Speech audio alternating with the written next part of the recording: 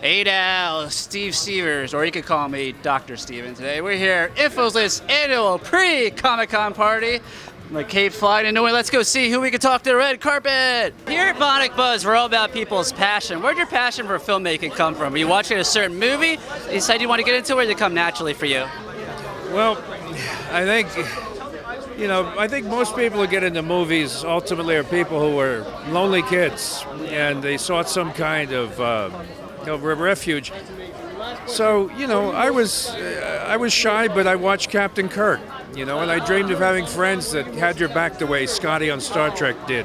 So early on, it was really, I just hid inside books. That's what I did growing up. I just read books to the extent that my parents may have even thought I had a problem because, I was just up here all the time. So, but that has a attraction to it because the best times I've ever had have been spent alone. And I think that's great. And the darkened theater, the only thing I'm sad about nowadays is I see streaming and I love it because I can watch everything I want at home. Yeah. But the darkened movie experience, I'm so afraid it's going to go away.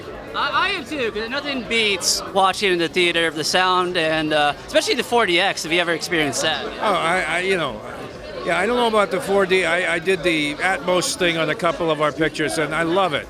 I love being around people who are experiencing it together for the first time. Yeah. Like I have a poster after The Exorcist premiered in New York, which is my favorite movie. Oh, okay.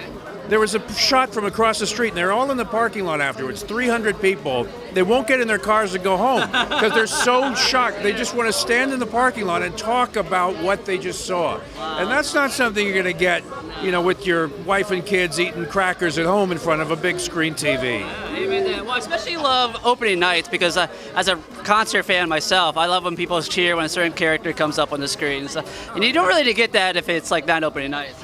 No, and part of the fun of seeing Star Wars for me when I did back in '77 was sitting in line and making friends. Yeah. Lining up for summer movies, that was the big deal. With the multiplex, now you can sort of phone ahead and just walk in and get your ticket, and that's great too. But there was something about knowing you had to show up 2 hours and just stand. The anticipation starts to build. That was my favorite time. The 80s were great for me. Yeah, well, speaking of, you got your new movie Predators coming out. So what is the timeline for this new Predators movie? Is this in the same timeline as the first two Predators movies, or is it kind of It's not a reboot.